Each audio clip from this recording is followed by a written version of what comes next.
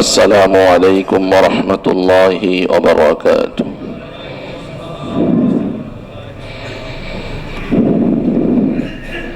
إن الحمد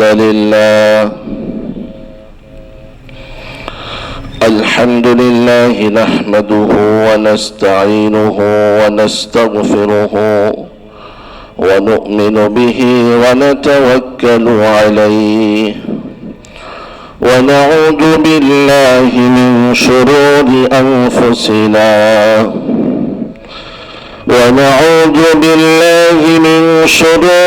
أنفسنا ومن سيئات أعمالنا من يهد الله فلا مضل له ومن يضلله فلا هادي له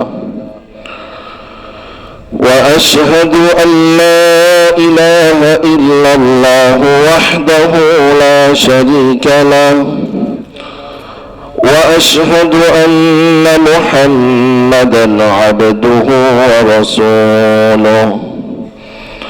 أما بعد فأعوذ بالله من الشيطان الرجيم. بسم الله الرحمن الرحيم. قد أفلح المؤمنون الذين هم في صلاتهم خاشعون. إن الله وملائكته يصلون على النبي يا أيها الذين آمنوا صلوا عليه وسلموا تسليما. اللهم صل على محمد وعلى آل محمد كما صليت على إبراهيم وعلى آل إبراهيم إنك حميد مجيد. اللهم بارك على محمد وعلى آل محمد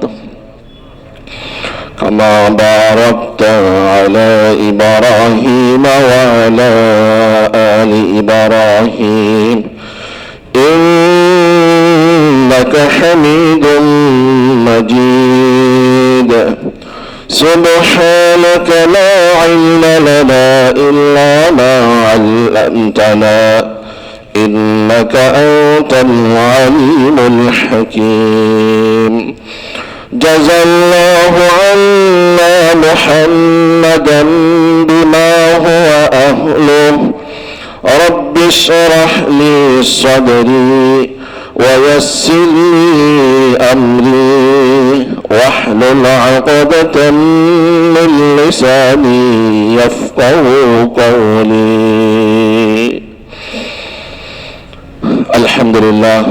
উপস্থিত মুহতারাম সম্মানিত মুসল্লিয়ানে কেরাম, হযরত উলামায়ে কেরাম, সর্বস্তরের মুমিন মুত্তাকি ভাইয়েরা, মহান রব্বুল আলামিনের দরবারে আমরা শুকরিয়া আদায় করছি যিনি আমাদেরকে সবচেয়ে বড় নিয়ামত, সবচেয়ে বড় দৌলত, সবচেয়ে বড় সম্পদ ঈমানের মতো মহান নিয়ামত দিয়েছেন। সবাই বলি আলহামদুলিল্লাহ। সম্মানিত মুসল্লিয়ানে কেরাম, সাথে সাথে আমরা সালাত এবং সালামের হাদিয়া প্রেরণ করছি সাইয়্যিদুল মুরসালিন রাহমাতুল লিল আলামিন মুহাম্মদুর রাসূলুল্লাহ সাল্লাল্লাহু আলাইহি ওয়াসাল্লামের উপর, যার অক্লান্ত পরিশ্রমে রব্বে করিম আমাদের পর্যন্ত ইসলামকে পৌঁছিয়ে দিয়েছেন। আল্লাহ তাআলা আল্লাহর হাবিবকে জান্নাতের সর্বোচ্চ সম্মানে সম্মানিত করুন। সবাই বলি আমিন।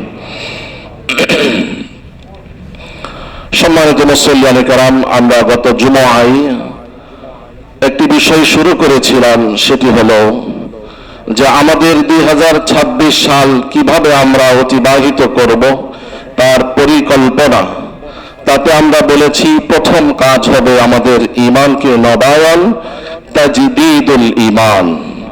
তারপরে কোরআনের সাথে সুসম্পর্ক রাখা এবং ফরজিয়াতগুলো যেন নিয়মিত আদায় করতে পারি, মানুষের সাথে লেনদেন যেন আমরা স্বচ্ছতার সহিত করতে পারি, আর সর্বোপরি আমাদের চরিত্র আখলাক যেন সুন্দর হয়।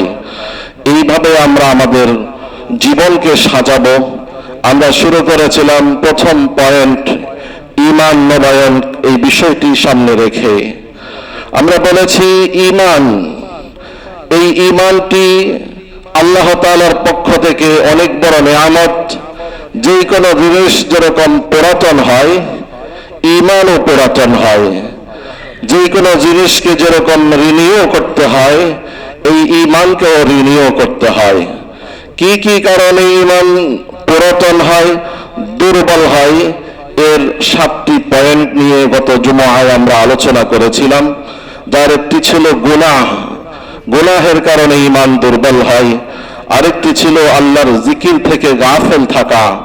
মানুষ যখন আল্লাহর স্মরণ থেকে গাফেল হয়ে যায়, তখন মানুষের ঈমান দুর্বল হয়ে যায়। আরেকটি হলো কোরআনের সাথে যখন সম্পর্ক থাকে না, তখনও মানুষের ঈমান দুর্বল হয়ে যায়। আরেকটি পয়েন্ট বলেছিলাম হারাম উপার্জন। মানুষ যখন হারাম উপার্জনের সাথে জড়িয়ে পড়ে, তখনও তার ঈমান দুর্বল হয়ে পড়ে। 5 নম্বরের পয়েন্টে বলেছিলাম দুনিয়ার মোহ, আখিরাতকে ভুলে যাওয়া, এর দ্বারাও মানুষের ঈমান দুর্বল হয়ে যায়। 6 নম্বরের পয়েন্ট বলেছিলাম খারাপ সঙ্গ।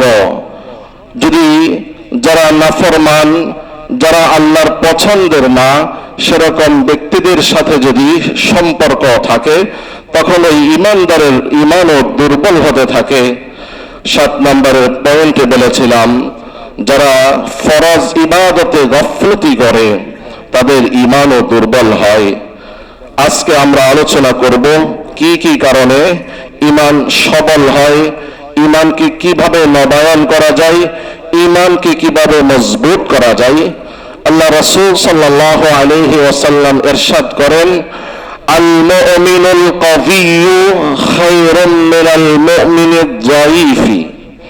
অর্থাৎ একজন শক্তিশালী ঈমানদার, একজন পাওয়ারফুল ঈমানদার, একজন কামিল মুকাম্মাল ঈমানদার আল্লাহ তাআলার কাছে অনেক উত্তম একজন দুর্বল ঈমানদারের চাইতে। সুবহানাল্লাহ। এই হাদিসের 2টি ব্যাখ্যা হতে পারে। একটি ব্যাখ্যা বাহ্যিক ব্যাখ্যা, তথা একজন শক্তিশালী ঈমানদার, বাহ্যিক তার ফিজিক্যালি এনার্জি আছে, ফিজিক্যালি সে সবল স্ট্রং। এই লোকটিও যিনি দুর্বল ঈমানদার, ফিজিক্যালি তার থেকে ভালো। আবার এটার আসল অন্তর্নিহিত যে অর্থ, সেটা হলো আসলে ঈমান যার কাছে সবচেয়ে বড় মজবুত স্ট্রং ঈমান, সেই ব্যক্তি দুর্বল ঈমানদারের থেকে উত্তম। আল্লাহ তাআলা আমাদের সকলের ঈমানকে যেন আমরা শক্তিশালী করতে পারি, সেই তৌফিক দান করেন, আমিন। এবার আমরা ঈমানকে নবায়ন করব। কিভাবে নবায়ন করব? ঈমানের জায়গা কোথায়? ঈমান কোথায় থাকে? ঈমানের জায়গা হলো কলব। ঈমানের জায়গা কোথায়? কলব। রব্বে কারীম ইরশাদ করেন, ওয়া কলবুহু মুতমাইন্নুম বিল ঈমান। মানুষের ঈমানের প্লেস, ঈমানের জায়গা হলো কলব। এই কলবকে যিনি যত বেশি পরিষ্কার রাখবো, তার ঈমান তত বেশি পরিষ্কার, তত বেশি মজবুত হবে। সাথে সাথে এই কলবকে এই জন্য পরিষ্কার রাখতে হবে, কাল কিয়ামতের দিন একটি কলবে সালিম, পরিষ্কার পরিচ্ছন্ন কলব ব্যতীত মানুষের অন্য কোনো কিছু কাজে আসবে না। রব্বে কারীম সূরা শুআরার মধ্যে 19 নম্বর পারায় 9 নম্বর পেজে বলেন, ইয়াওমা লা ইয়ানফাউ মালু ওয়ালা বানুন।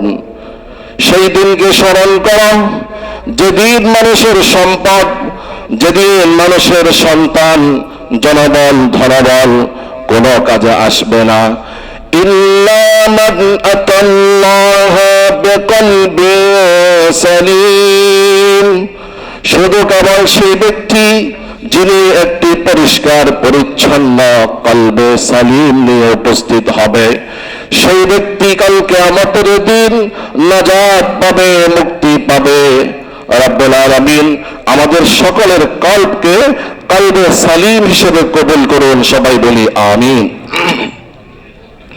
তাহলে ঈমানের জায়গা হলো কলব, আর এই ঈমানের বাক্য হলো কালিমা লা ইলাহা ইল্লাল্লাহ। মুসনাদ আহমদ 8493 নম্বর হাদিস, আল্লাহ রাসূল সাল্লাল্লাহু আলাইহি ওয়াসাল্লাম বলেন, জাদ্দিদু ঈমানাকুম, হে সাহাবীরা তোমরা তোমাদের ঈমানকে রিনিউ করো, নবায়ন করো, তাজদীদ করো। সাহাবায়ে কেরাম প্রশ্ন করলেন, ইয়া রাসূলুল্লাহ কাইফা নুজাদ্দিদু ঈমানানা, আমরা আমাদের ঈমানকে কিভাবে নবায়ন করব? রাসূলুল্লাহ সাল্লাল্লাহু আলাইহি ওয়াসাল্লাম বলেন, আকসিরু ক্বালা লা ইলাহা ইল্লাল্লাহ, যে তোমরা বেশি বেশি লা ইলাহা ইল্লাল্লাহ পাঠ করো, এর দ্বারা তোমাদের ঈমান নবায়ন হবে, ঈমান শক্তিশালী হবে, বলি সুবহানাল্লাহ। এজন্য বেশি বেশি লা ইলাহা ইল্লাল্লাহ আমরা পাঠ করব। তো আচ্ছা, এখন একটু সবাই পাঠ করি, বলি সবাই লা ইলাহা ইল্লাল্লাহ, লা ইলাহা ইল্লাল্লাহ, লা ইলাহা ইল্লাল্লাহ মুহাম্মাদুর রাসূলুল্লাহ।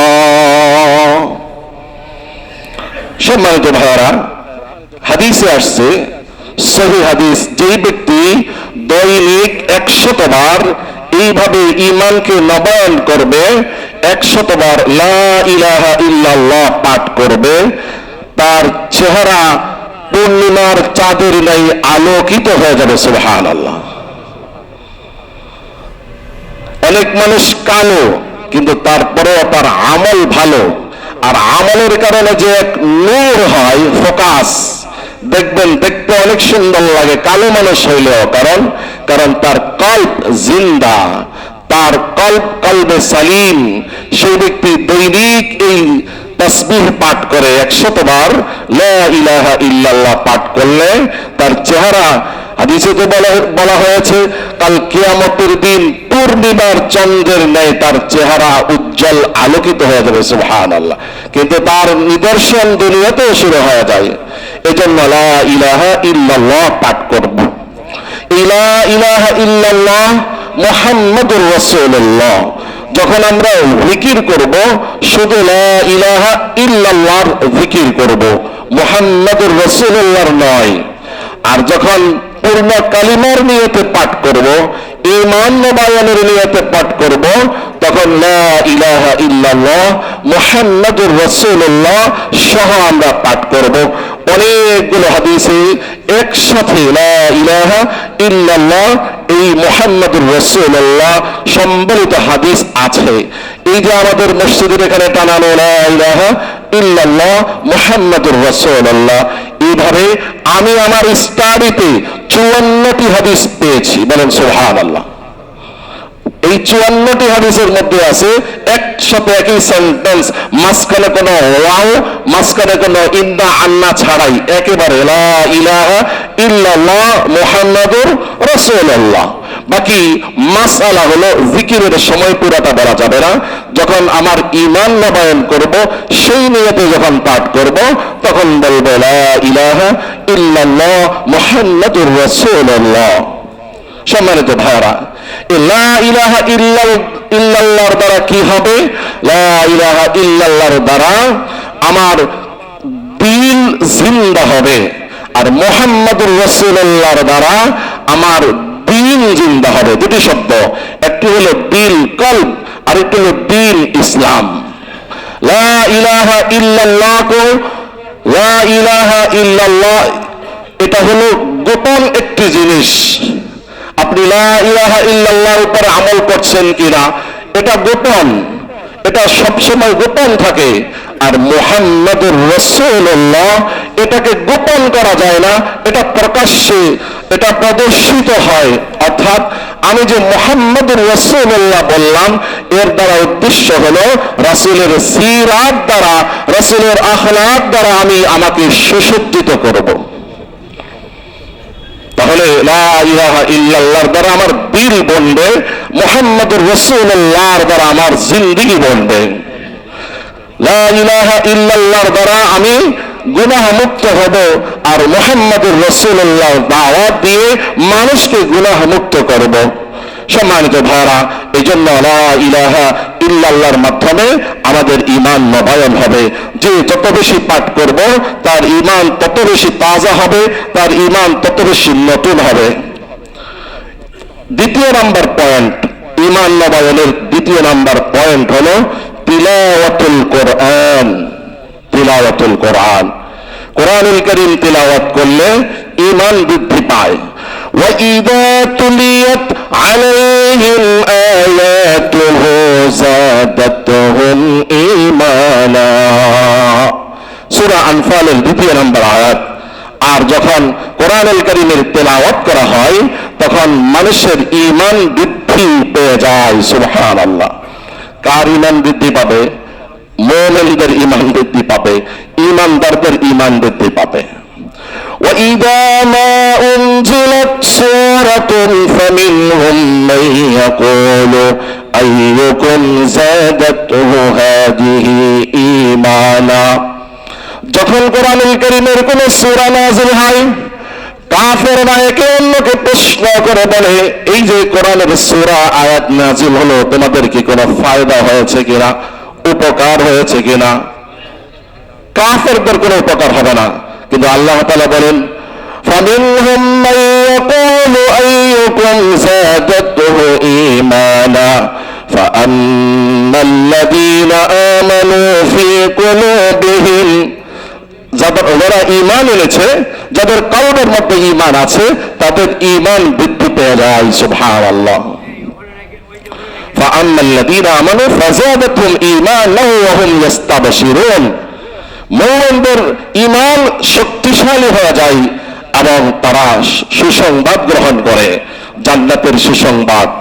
যারা একবার কোরআনুল কারীমের তেলাওয়াত করবে তাদের সাথে আল্লাহ তাআলার সাথে সম্পর্ক কায়েম হয়ে যায়। বলেন সুবহানাল্লাহ। আমার ভাইরা, এটা বছরের শুরুতে আমরা অনেক আক্ষেপের সহিত বলছি যে আমরা আমাদের সময়গুলোকে অতিবাহিত করছি, কিন্তু কোরআনুল কারীমের সাথে আমাদের সম্পর্ক কেমন হচ্ছে? দেখেন, আপনার লিখিত কোনো বই যদি দেখেন আরেক ভাইয়ের হাতে, তাহলে কি আপনার ভালো লাগবে না খারাপ লাগবে? ভালোই লাগবে। আর যদি দেখেন আপনার লিখিত কোনো বই একজনে পড়তেছে, স্টাডি করতেছে, তাহলেও আপনার কি লাগবে? ভালো লাগবে। যদি দেখেন কোনো পরিবেশে 100 জনের মধ্যে 100 জনই আপনার লিখিত বই হাতে নিয়ে পড়তেছেন, তাহলে আপনার কেমন লাগবে? অনেক আনন্দ লাগবে। ঠিক রব্বুল আলামিন তিনি যে কোরআনুল কারীম আমাদেরকে দিয়েছেন, এই কোরআনুল কারীম সরাসরি কার বই, কার কিতাব? আল্লাহর কিতাব। তিনি যখন দেখেন আমি আব্দুর রহিমের হাতে ওই কোরআনুল কারীম যখন তিনি দেখেন, তখন তিনি আরশে আজিমে বসে ওই ফেরেশতাদেরকে ডেকে ডেকে বলেন, হে ফেরেশতারা, দেখো আমার বান্দা জমিনে আমার গ্রন্থ কোরআনুল কারীমকে হাতে নিয়েছে, আমার খুব ভালো লাগতেছে। বলেন সুবহানাল্লাহ। যখন দেখবেন আপনার ফ্যামিলির, আপনি, আপনার ওয়াইফ, আপনার সন্তানেরা, ছেলে মেয়ে সবাই দিন শুরু করছেন মহাগ্রন্থ আল কোরআনুল কারীমের তেলাওয়াতের মাধ্যমে, আল্লাহ তাআলা বলবেন, হে ফেরেশতারা, অমুক সেক্টরের, অমুক রোডের, অমুক বাড়ির, অমুক ফ্ল্যাটকে তোমরা সাকিনা নামক রহমত দিয়ে পরিপূর্ণ করে দাও। সুবহানাল্লাহ। এই জন্য আমরা আমাদের এই কোরআনুল কারীমের তেলাওয়াত বেশি থেকে বেশি করে করবো তো ভাই সবাই ইনশাআল্লাহ। এই কোরআনুল কারীম আমাদেরকে জাহান্নাম থেকে মুক্ত করে সরাসরি জান্নাতে নিয়ে যাবে। বলেন সুবহানাল্লাহ। আল্লাহ রাসূল সাল্লাল্লাহু আলাইহি ওয়াসাল্লাম বলেন, মান জাআলাল কুরআনা আমামাহু ইয়াসুকুহু ইলাল জান্নাহ, যে ব্যক্তি কোরআনকে সামনে রাখবে, যে ব্যক্তি কোরআন তেলাওয়াত করবে, যে ব্যক্তি কোরআন অনুযায়ী চলবে, এই কোরআন সরাসরি তাকে জান্নাতে নিয়ে যাবে। সুবহানাল্লাহ। ওয়া মান জাআলাল কুরআনা যাহরা খালফিহি, আর যে কোরআনকে পেছনে রাখবে, কোরআন অনুযায়ী চলবে না, আমল করবে না, এই কোরআন সরাসরি ধাক্কা দিয়ে তাকে জাহান্নামে ফেলে দিবে। নাউযুবিল্লাহ। এজন্য ঈমান বাড়ানোর দ্বিতীয় নাম্বার পয়েন্ট হলো তিলাওয়াতুল কোরআন। আল্লাহ তাআলা যুগে যুগে যত নবী এবং রাসূলকে পাঠিয়েছেন, পরিশেষে আমাদের রাসূল মুহাম্মদুর রাসূলুল্লাহ সাল্লাল্লাহু আলাইহি ওয়াসাল্লামকে দুনিয়ার বুকে পাঠিয়ে চারটি কাজ দিয়েছেন, চারটি ডিউটি দিয়েছেন। এই চারটা ডিউটির প্রথম ডিউটি ছিল এই তিলাওয়াতুল কোরআন, কোরআন তেলাওয়াত করে করে উম্মতকে শোনানো। বলেন সুবহানাল্লাহ। هو الذي بعث في الأميين رسولا منهم يتلو عليهم آياته ويزكيهم ويعلمهم الكتاب والحكمة।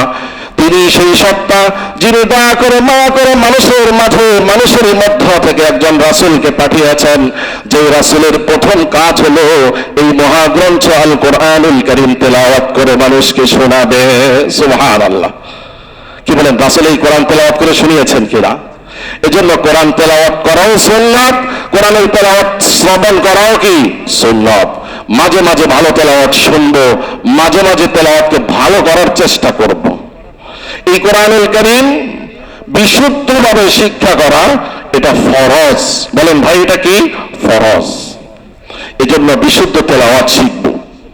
আমাদের সন্তানদেরকে আমরা কোরআনুল কারীম শিক্ষা দেব, নিজেরাও শিখব। মৃত্যুর পরে যদি আল্লাহ তাআলা প্রশ্ন করেন, বান্দা এই জীবনে কি করছো, আমার এই কোরআনকে তুমি তো তেলাওয়াতও শিখো নাই, যদি বলি হে আল্লাহ সময় পাই নাই, তা আল্লাহ ফেরেশতাদেরকে বলে, হে ফেরেশতা রেজিস্টার উল্টাও দেখি সে কি কাজে ব্যয় করছে, সময় পায় নাই। তখন ফেরেশতারা রেজিস্টার খুলে দেখাবে সে এই কাজ করছে, সেই কাজ করছে, অনেক কাজে ব্যস্ত ছিল, কিন্তু কোরআনুল কারীম তেলাওয়াত করে নাই। তো সেই দিন এই অভিযোগ কাজে আসবে না। সন্তানদেরকে যদি জিজ্ঞাসা করা হয়, তারা যদি মা বাবার দোষ দেয়, তাতেও তারা পার পেতে পারবে না। কারণ আমরা যারা সন্তান, আমাদের যারা সন্তান, আমরা সন্তানদেরকে শেখায় না এমন বহু ভালো জিনিস তারা নিজেরা শিখে, কি বলেন শিখে কিনা? সুতরাং আল্লাহ প্রশ্ন হবে, ওই জিনিসটা তো মা বাবা শিখায় নাই, তুমি প্রয়োজন মনে করে শিখছ, তো কোরআনুল কারীম কেন শিখো নাই? অতএব কখনো আল্লাহর পাকড় থেকে, আল্লাহর ধরা থেকে আমরা বাঁচতে পারবো না। এই কোরআনুল কারীমের তিলাওয়াত আমাদের শিখতে হবে। সম্মানিত মুসল্লিয়ানে কেরাম, ঈমান নবায়ন করার, ঈমান বৃদ্ধি করার 2 নম্বর পয়েন্ট বললাম যে তিলাওয়াতে কোরআন। এই কোরআন সরাসরি আল্লাহ তাআলার পক্ষ থেকে আসছে। অতএব যে এই কোরআনকে তেলাওয়াত করবে, এই কোরআনকে সম্মান করবে, আল্লাহ তাআলা সরাসরি তাকে সম্মানই করবেন। সুবহানাল্লাহ। একটি হাদিসে আসছে, ইন্নাল্লাহা ইয়ারফাউ বিহাযা আকওয়ামান, এই কোরআন দিয়ে আল্লাহ একটা সম্প্রদায়কে অনেক মর্যাদাশীল করেন। সুবহানাল্লাহ। ওয়া ইয়াদাউ বিহি আখারিন, এবং একটা সম্প্রদায়কে আল্লাহ তাআলা লাঞ্ছিত করেন এই কোরআনের অবমাননা করার কারণে। সম্মানিত ভাইয়েরা, আসেন ঈমান নবায়নের 3 নম্বর পয়েন্ট হলো আল্লাহর জিকির, আল্লাহর স্মরণ। যে যত বেশি ঈমানকে নবায়ন করতে চায়, তিনি তত বেশি আল্লাহর জিকির করতে হবে। আল্লাহ তাআলা সূরা রাদের 28 নম্বর আয়াতে বলেন, আলা বিযিকরিল্লাহি তাতমাইন্নুল কুলুব। ভালো করে জেনে রাখো তোমরা যে আল্লাহর স্মরণেই একমাত্র আত্মার প্রশান্তি লাভ হয়। সম্মানিত ভাইরা, আমরা অনেক সময় পেরেশানিতে থাকি বিভিন্ন কারণে, পারিবারিক টেনশন, সামাজিক টেনশন, রাষ্ট্রীয় টেনশন এবং রাজনৈতিক টেনশন। যখনই টেনশন আসবে আমরা জিকির করব। জিকিরের দ্বারা আল্লাহ তাআলা অন্তরের মধ্যে প্রশান্তি দান করবেন। বলেন সুবহানাল্লাহ। আর জিকির কোরআনুল কারীমে আসছে, যত বেশি জিকির করা যায়, যার জিকির যত বেশি হবে তার ঈমান তত বেশি স্ট্রং হবে, মজবুত হবে, এটাই প্রমাণ করে। 4 নম্বর পয়েন্ট হলো সালাত। ঈমান নবায়ন করার, ঈমান শক্তিশালী করার নাম্বার 4 নম্বর পয়েন্ট হলো সালাত। সালাতের মাধ্যমে ঈমান মজবুত হয়, সালাতের মাধ্যমে ঈমান বাড়ে। আল্লাহ তাআলা সূরা মুমিনুনের প্রথম আয়াত দ্বিতীয় আয়াতে বলেন, ক্বাদ আফলাহাল মুমিনুন আল্লাযীনা হুম ফি সালাতিহিম খাশিউন। সফল হয়ে গেছে মুমিনরা যারা সালাতে বিনয়ী তথা একাগ্রতার সহিত সালাত সম্পাদন করে। এজন্য জামাতের সহিত সালাত আদায় করার জন্য আমরা সচেষ্ট থাকবো, যে যেখানেই থাকি, যে অবস্থাতেই থাকি।